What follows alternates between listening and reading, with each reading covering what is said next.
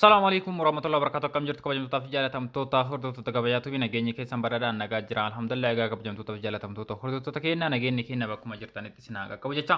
Warroonni yeroo jalqabaatiif gara YouTube chaanalii kunaa dhuftan subscribe gochuudhaan maatii keenyatti dabalama. Maatii keenya kan taatan like share gochuudhaan nu cinaa dhaabbadhaa isiniin jira. Egaa kabajaatu birratti odeeffannoowwan garaagaraa haala yerootiin kan wal qabatan akkasumas immoo wantoota jireenya keenya keessatti nu barbaachisan gatii meeshaalee biyya keenya keessatti meeqaan akka gurguramaa jiruu fi meeqaan bitachuu akka dandeettan wantoota kanaaf kan kana fakkaatan hedduu simbiraan gaaturuun keenya ni yaadatamaa guyyaa har'aasii odeeffannoo kanaan wal qabate wanta beekuuf dhaga'uu qabdan jedhee yaada simbiraan godhaaf dhufee jiree jira.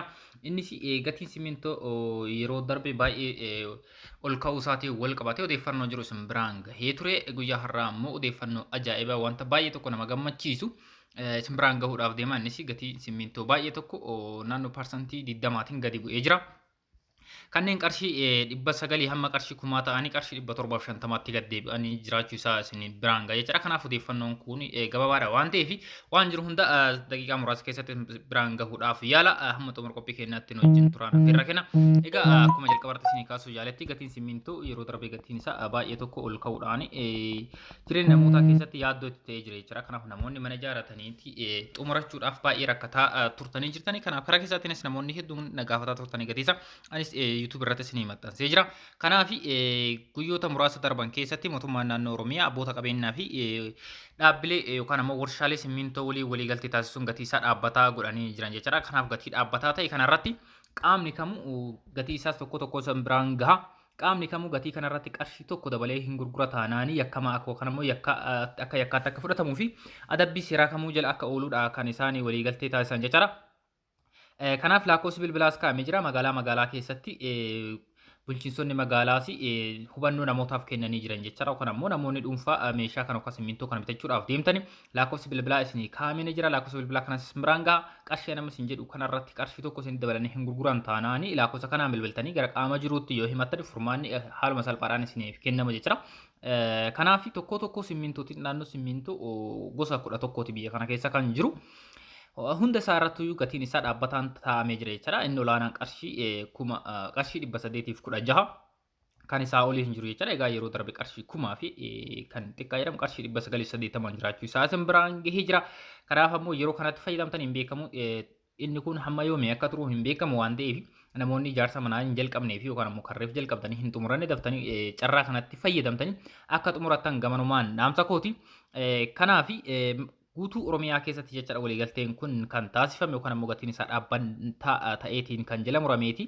Akkaataa itti gurguramu yookaan ammoo meeshaa kamuu biyya keenya keessatti yeroo dhiyoo kana jechuudha guyyoota torbee tokko asitti meeshaa kamuu yoo bitattan tikkeettiin yookaan ammoo nagaheen isiniif kennamuu qaba. Tokko meeshaaleetiin mootii galtee mootummaan yookaan meeshaan kun kanaan gurguramuu qaba jedhameetiin tarsiimoon kan taasifametu jira jechuudha. Inni kun ammoo meeshaalee hunda caalaa kan simintoo kun baay'ee xiyyeeffannoon itti kennamee jira. Kanaaf simintoon kunniin daangooteen qarshii 750 jiraachuu isaa beektanii qarshii kana ol yoo isinitti godhame lakkoofsa bilbilaa amma isin keessattuu namoonni magaalaa Shaashamannee keessa jirtan lakkoofsa bilbilaa isaanii harkaa qaba.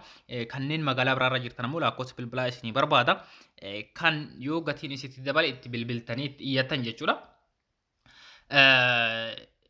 Kanaaf simintoo daangootee bitachuu yoo barbaadan qarshii 750 Habashaa simintoo qarshii 740 Mugar simintoo qarshii 746 Kuyyuu simintoo qarshii 876 Naashinaal simintoo qarshii 816 Darbaa simintoo qarshii 720 Kaapitaal simintoo qarshii 729 qarshii 730 jechuudha.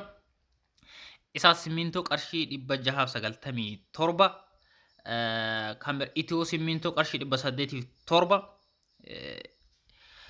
kana bedrock simintoo kan jedhamutu jira. Baay'ee kanneen wanta itti fayyadamtanii miti yaa beeku isin fayyada naannoo tokko itti fayyadamuu dandeettani. Qarshii bedrock simintoo qarshii 656 qarshii kanaan jiraachuu isaa beektanii qarshii kana oliin akka hin bitan isin jechuu barbaada. Namoonni bitachuun barbaannes carraa kanatti fayyadamtanii bitattanis yoo kaattan baay'ee carra qabeessa taatan garaagarummaa qarshii fakkeenyaaf daangoote simintoo qarshii 900 fi 87 amma qarshii 1000 ture. Amma immoo qarshii 750 jechuudha. Garaagarummaa qarshii 250 kuntaala tokko irratti qarshii 250 jechuun namoonni kuntaala dhibbaa bitachuu dandeettanii kuntaala 50 bitachuu dandeettanii qarshii naannoo qarshii 10,000 wayi 15,000 akkas dhufa qarshii hamma qarshii 15,000 jechuun wantoota baay'eetiin godhachuu ni dandeettan jechuudha. Kanaafi kanaan jiraachuu isaa beektanii akka itti fayyadamtan isiniin jechuu barbaada. Gatii isaa isinii maxxansa suuraa isaa gubbaarra argaa jirtan kanaan asirraa ilaaltanii bitachuu dandeettanii tasa isin jalaa jarjaree gatii kana yoon dhageenyeesi Dangote simmintoo qarshii 750 qalbiidhaan acaasa. Habashaa simmintoo qarshii 740. Mugar simmintoo qarshii 746. Kuyyuu simmintoo qarshii 876.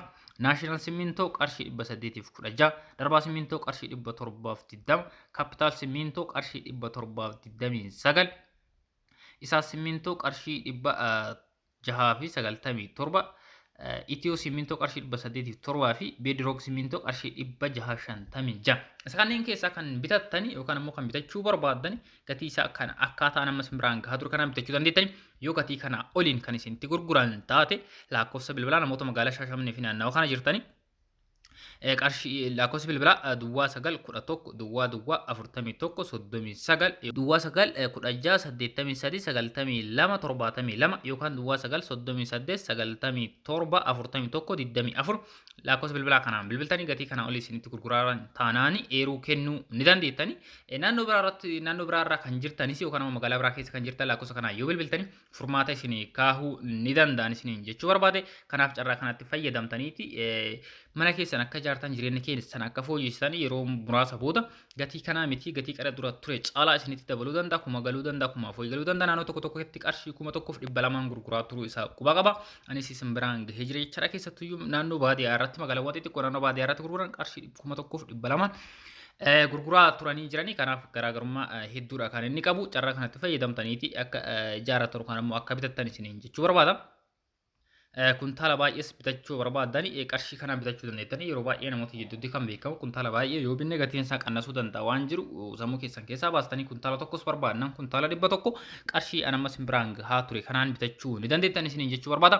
Egaa kabajamtoota jaalatamtoota hordoftoota kenna haala simmintoo irratti odeeffannoon jiru kana fakkaata. Meeshaaleen ijaarsa manaa kamuyyuu gatiin isaa gadi bu'ee jira jechuudha. Gadi buusaa odeeffannoo isaa na bira gahee jira. Kanaaf qorqoorroonis naannoo qarshii 400 wayiitiin jira. Tokko tokko isaatiitti addaa hin baafanne yeroo ta'anutti simbiraan kan ga'uta guutuutti meeshaaleen ijaarsa manaa kamu gatiin isaa baay'ee tokko gadi bu'ee jira. Simmintoodhaan hangafee isin jechuu barbaada. Carraa kanatti fayyadamtaniiti akka ijaarattan yookaan immoo akka itti fayyadamtan jechuu barbaada. Kanaaf namoota hin dhageenye biraanis sheer godhaati bira gaa. Inni kun hamma yoomii akka turu hin beekamu jechuudha. Torbee tokko turuu danda'a, torbee tokko booda ol ka'uu danda'a. Kana caalaas gadi bu'uu danda'a. Yeroo ammaa kan ittiin jiru ammoo kana ta'uusaa beektanii akka itti fayyadamtan isiniin jechuu barbaada. Egaa garaagarummaa hedduudha akkuma jalqabarratti isinii kaase garaagarummaa qarshii 250 hamma qarshii 300 kan qabutu jira. Fakkeenyaaf simmintoo qarshii 600tu jira as keessa. Kan qarshii 600 kuni qarshii kumarraa naannoo qarshii 380 akkas garaagarummaa kan inni qabu isiniin jechuu barbaada. Carraatti kanatti fayyadamaati jireenya keessan fooyyessa isiniin jechuu barbaada. Kanaaf odeeffannoo kan namoota hunda bira akka geettanis gamanumaan dhaamsa kooti. Viidiyoo biraatiin hamma walitti deemnutti nagaan naaf turaa isiniin jecha gaafiif yaada yoo qabaattan akkuma waan isiniin galee yoo qabaattan koomentii jalatti barreessuu hin dagatina. Kanaan yoo hin taane gara lakkoofsa bilbilaa kootiin gara keessaatti isin dubbisuu hin dagatina isiniin jechuu barbaada. Viidiyoo biraatiin hamma walitti deemnutti nagaan naaf turaa nageenyi keenya bakkuma jirtan isin haa qaqqabu. Bye.